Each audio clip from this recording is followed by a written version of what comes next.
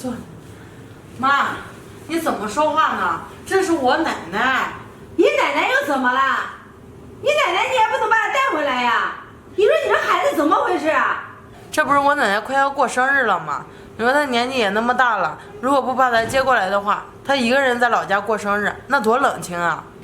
你这孩子就你孝顺，这你奶奶又不止你一个孙子，孙子孙女一大堆呢，这别人怎么不嫌冷清呢？就你还把她从老家接过来，这城里面能是她住的吗？妈，你这说的什么话呀？怎么这城里就不是我奶奶住的地方了？你忘了？那前段时间我姥和我姥爷过来的时候，他们都在我们家住好几天呢，你不是也没说什么吗？再说了，那别人不管那是别人的事儿，反正我是他孙女，我愿意管我就得管。你这孩子，你故意给我作对是吧？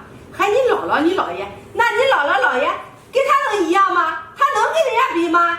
你姥姥和你姥爷那是生我养我的人，在咱们家住多久都可以，但是他就不行。妈，你这话越说越不对了。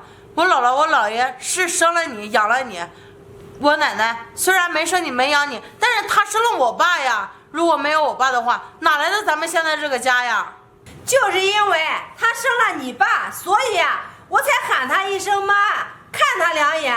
要不是有你爸这层关系他现在都不能坐在我的沙发上面。他现在这个样子，你看穿的这破破烂烂的，身上一股难闻的味道，他就不能在我这个房间里住。他一住的话，那这个家还能要吗？这不满屋子都是他身上的臭烘烘的味道吗？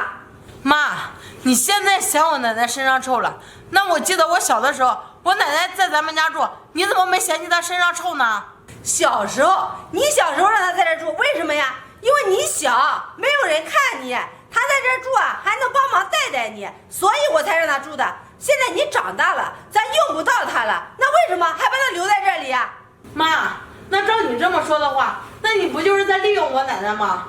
利用我奶奶年轻的时候，身体还行的时候，你让她照顾我。现在她老了，干不动了，年纪大了，你就想过河拆桥了，你想丢弃她，以后就不管她了。你现在觉得她身上臭了，这就是你的借口。我借什么口啊？你可别忘了，这你奶奶可不止你爸一个儿子，还有你叔、你大伯，好几个呢。这别人都不愿意养，咱们养什么呀？这可是大家伙一致同意的，让你奶奶单住。妈，我大伯、我小叔他们怎么做，那是他们的事情。你没听说过一句话吗？自己的孝自己得。你干嘛要在乎他们呢？你这孩子，你今天我怎么说你就听不进去呢？他都一把老骨头了，没一点用，你把他带回来干嘛呀？妈，什么叫把他带回来干嘛呀？我把我奶奶带过来是想让她安度晚年的。她现在年纪大了，正是我们应该好好孝顺她的时候。你说你们老是把她一个人放在乡下，她多孤单多寂寞啊！身边连个子女都看不到。他看不到子女，看不到子女还不是他自己啊？你说这老婆子一点都不中用了，这小孩什么谁还愿意围着他？也只有你天天往他那边跑。妈，这自古以来这儿媳妇孝顺婆婆，这不是应该的吗？你嫁给我爸了，那你就有好好照顾你婆婆的义务。大美，你别给我说那么多，反正我就不允许在咱们家。老婆子识相的话，赶快给我滚！大美，行了，我还是走吧。奶奶，你说什么呢？走哪儿去啊？我今天既然把你接过来了，我就没打算让你走，你就一直在我家住着。妈，我今天就决定了，我奶奶必须要住下来，你说什么都不行。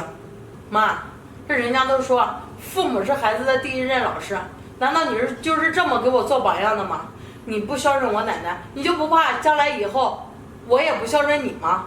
这小的时候，我总是听我爸说，你嫁进这个家以后，我奶奶一直对你挺不错的，就是帮你看孩子，就是帮你打理家务。要不是当时有我奶奶在的话，你得多辛苦啊！难道你把我奶奶对你所有的好，你都给忘记了吗？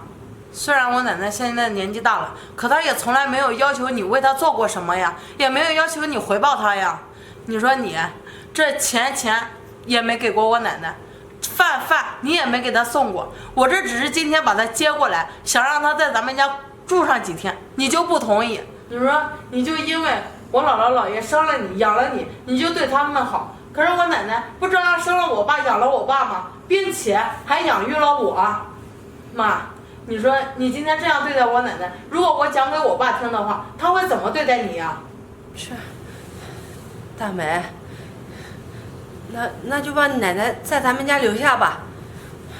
这你说那么多，妈仔细想想也是，你奶奶以前对我确实挺好的，只不过这和你叔和你大伯一比起来，所以我看他们对你奶奶都那样，我也不想管你奶奶，所以才那么做的。大美，你放心，以后妈再也不和他们比了，妈一定好好孝顺你奶奶，再也不这样做了。以后啊，这你奶奶就在咱们家住下了，以后都不让她走了。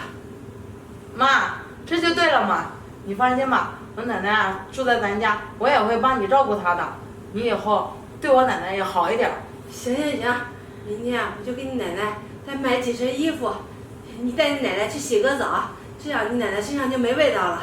行，妈，以前啊是儿媳妇做的不好，你别给我一般见识。这以后啊，我一定会好好孝敬你的。好，你是妈的好儿媳妇儿，妈不怪你。谢谢你妈，你肯原谅我。大美，你先带着你奶奶上屋休息吧，走一路也该累了。行，那看咱进屋。